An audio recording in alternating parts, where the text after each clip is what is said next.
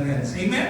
So today, I'm gonna share with you the secret of David. Why David, hallelujah, was called a man after God's own heart, and why David was so blessed by the Lord. Amen? In spite of his shortcomings, in spite of the sins that he has done, hallelujah, the blessing of the Lord, hallelujah, continues to flow in his life. Yes. Amen. Praise God. Do you want to know the secret?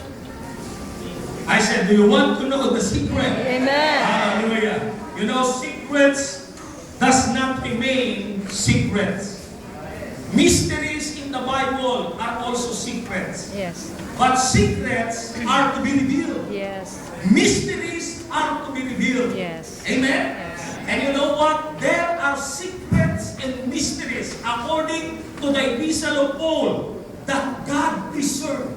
Yes. Hallelujah. Mayroon daw pong mga sikreto, mga misteryo ng Panginoon na ito'y kanyang itinago. Yes. Hindi niya ito itinago sa atin. Itinago niya ito para sa atin. Yes. Amen? He hid this just for you and for me. Yes. Hallelujah! Na sa takdang panahon, sabi ni Apostol Pablo, you can read your Bible in the book of Ephesians. Hallelujah! Ito po ay iyahayag ng Panginoon. Praise God! Amen! Hallelujah! Itinago ng Panginoon ang katotohanan ito sa demonyo. Hallelujah! Sa diablo at sa kanyang mga demonyo.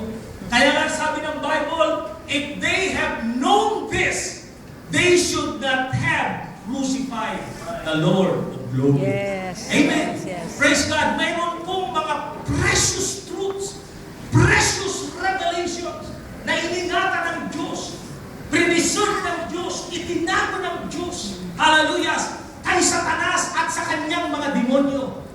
Ngunit sa takdang panahon, at ito na ho yung panahon. Hallelujah. Kaya nga, these are the times and the seasons that God will favor His church. Amen.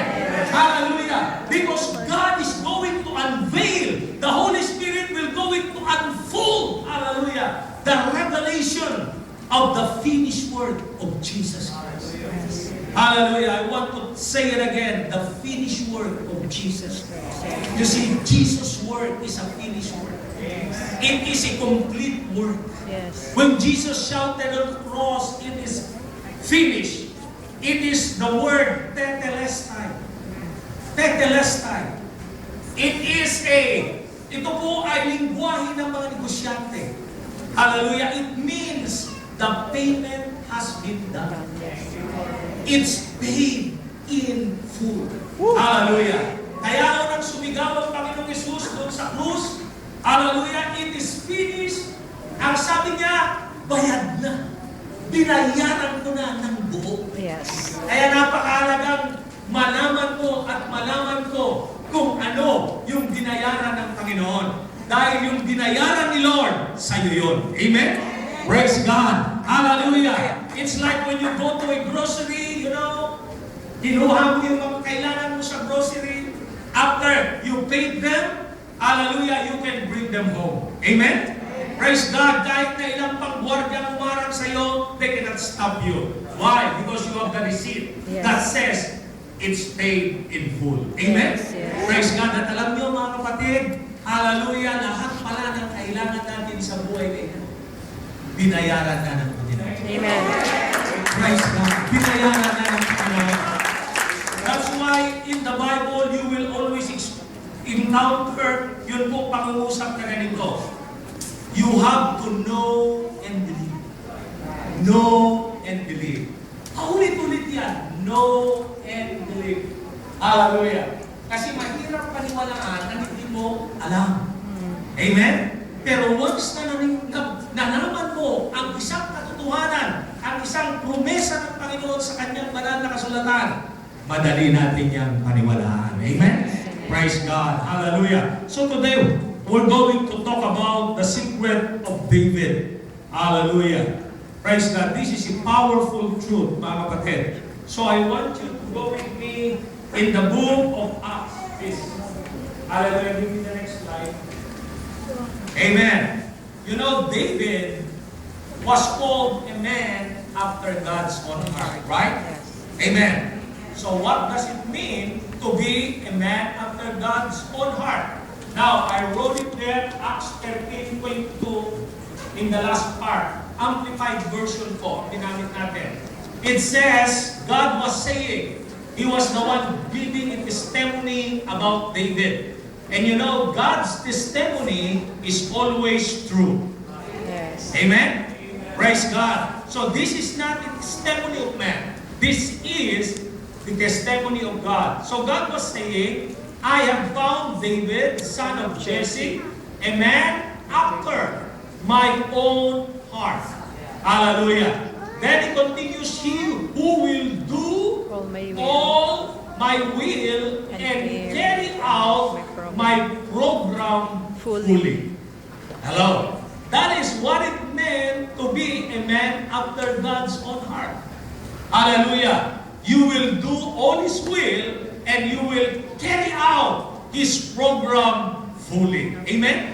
Praise God. Ang ginagawa po ng isang tao, a man after God's own heart, is always doing the will of God and carrying out not his own agenda, not his own program, but God's program. Amen? God's program can also mean God's plan. Amen? You know, even before you were born, God has already a plan. And His plan are victorious plan. His plan are success plan. Amen? They are plans that will give you a hope and a future. Hello, church. Amen. Praise God. Hallelujah. Now, understanding why God called David a man after His own heart is the key. Look at that. The key to the fullness. We're not just talking about trickles or showers of God's blessing, but the fullness of God's blessings in your life. Amen. So are you ready? Hallelujah. To understand, hallelujah, the key to the fullness of God's blessing in your life. Now give me the next slide, please. Hallelujah. What is the one thing that made David a man after God's own heart? You know, marami ho tayong kwentong alam kay David. Pero ang gusto kong ituro sa inyo ngayon ay yung pangunahing dahilan. Hallelujah. In fact, yung isang dahilan kung bakit si David ay naging lalaki na ang kanyang puso ay ayon sa puso ng Diyos. Amen? So can you give me please Psalm 103 verse 1 to 5? Praise God. Do we have there? Psalm 103 verse 1 to 5. Praise God. Thank you sa ating technical group. Psalm 103 verse 1 to 5 please. Amen. Verse 1, look at this. Bless the Lord, O my soul, and all that is within me. Bless His holy name. Read verse 2 please. Continue. Verse 1 to verse 5 po tayo. Okay. Verse 2, bless the Lord, O my soul, and for... Am I reading the right one? Yes. Hallelujah. Tama ko ba yung binabasa natin? 132, I'm sorry. 132 verse 1 to 5. 132 verse 1 to 5. Thank you, Lord. Okay. Here is David saying, Lord, remember David and all his afflictions. Verse 2, how he swore unto the Lord and vowed. So, David made a vow to the Lord. And we're going to see what that vow is. Vowed unto the Lord. Surely, this is the vow that he made. Surely, surely. You know, this is a very important word. Amen? Surely. Ibig sabihin niyan, sigurado, totoo. Amen? Surely I will not come into the tabernacle of my house, nor go up into my bed. Verse 4, I will not give sleep to mine eyes, or slumber to my eyelids, until